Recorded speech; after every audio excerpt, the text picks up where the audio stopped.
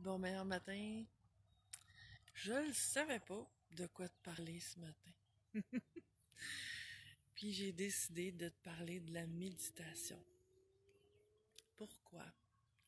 Parce que moi, ça m'apporte énormément. J'ai commencé à méditer il y a probablement une quinzaine d'années.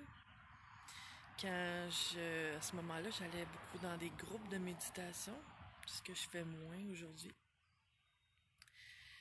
Et depuis bon matin, oh, c'est beau ça, Isabelle, bon matin. Ma belle Isabelle. Euh, Depuis, je dirais, à peu près 8 9 mois, j'ai recommencé à méditer régulièrement, quotidiennement ou presque. Puis, un temps dans ma vie, je pensais que la méditation, il fallait que ça soit comme, mettons, au moins 1 heure par jour, puis, mais c'est pas nécessaire. En fait, je t'explique c'est quoi pour moi la méditation. C'est un moment de reconnexion. Reconnexion avec moi. Reconnexion avec la vie, la nature. Et c'est des moments précieux. Bon matin, Josée. C'est des moments précieux parce que les temps où j'ai médité régulièrement dans ma vie, c'est comme je te dis, à tous les jours ou presque, on dirait que ça ouvre la porte à des miracles. Ça ouvre à plus grand que soi. Ça ouvre à des états d'être qui sont beaucoup plus agréables que quand j'en fais pas de méditation. Bon matin, Pauline, Suzy, ma belle Linda d'amour. Bon matin, Françoise. Et j'avais envie de te partager ça parce que, tu sais, parfois on dit, ben, j'ai pas vraiment le temps de méditer ou j'aime pas méditer. En fait, comme mon amie Linda qui est ici en ligne ce matin, elle fait sa marche le matin. Et c'est sa méditation en quelque sorte. Tu sais, méditer, c'est pas nécessairement s'asseoir et rien faire, quoique ça peut l'être. Mais ça peut être d'aller dans la nature, d'aller tu sais, dans la forêt avec les arbres, dans le silence. Qu'est-ce que ça prend pour méditer? Bon matin, Karine, c'est le silence. On peut faire une méditation en bougeant.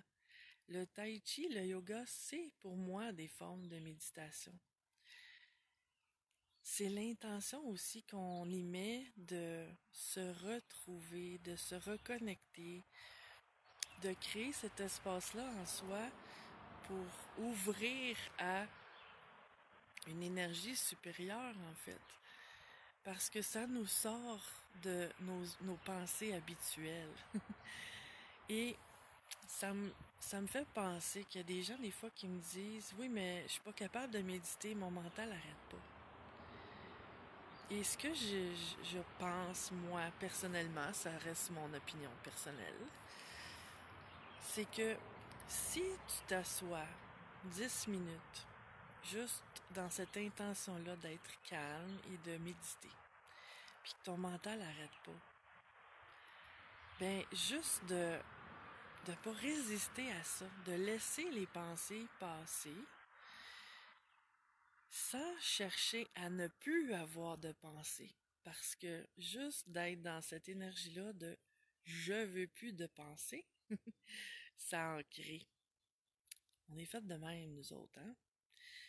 Donc, si je laisse aller mes pensées, que ce matin-là, j'arrive pas à calmer cette partie-là de moi, mais ça sera ça ma méditation. Pour moi, c'est pas un échec. C'est pas que si je médite puis j'arrive pas à calmer mon mental, j'ai pas médité. Ça reste une méditation quand même. Même, tu sais, pour moi, une méditation, ce que je cherche à dire là, c'est que c'est pas nécessaire d'aller dans cet espace-là où j'ai plus conscience d'être là.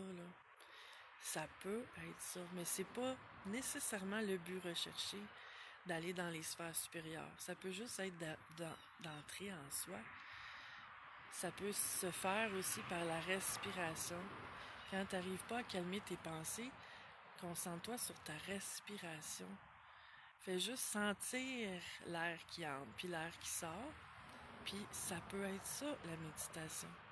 Et juste en faisant ça, il y a une petite bébite. Juste en faisant ça, ça va calmer ton mental aussi. Puis comme mon amie Linda dit, être en gratitude de ce qui nous entoure et d'être dans son moment présent, oui. Parce que quand on entre en méditation, on est dans le moment présent, on se sent bien. Et c'est pas que la vie change, tu sais, les situations de la vie vont être les mêmes. Mais j'ai remarqué que dans les périodes où je médite plus régulièrement, j'agis mieux à travers ce quotidien-là. Isabelle qui dit quand mon mental n'arrête pas, j'en profite pour prendre conscience de mes pensées, j'en profite pour les analyser et essayer de les changer. Oui, ben c'est ça. Juste les laisser passer, les accepter, les accueillir et pas y résister. Bon matin, Monsieur François. Bon matin, Anne, qui est en France. Ben, bon après-midi, c'est-à-dire pour toi. Et ben c'est ça, c'est que cette méditation-là, plus je l'apporte dans mon quotidien, puis si j'ai pas beaucoup de temps une journée, mais que ça soit 5 minutes le soir avant d'aller me coucher, de juste, tu sais, ça peut être de m'asseoir sur le bord de mon lit, d'être en silence, de fermer les yeux et juste de respirer calmement, chasser la journée.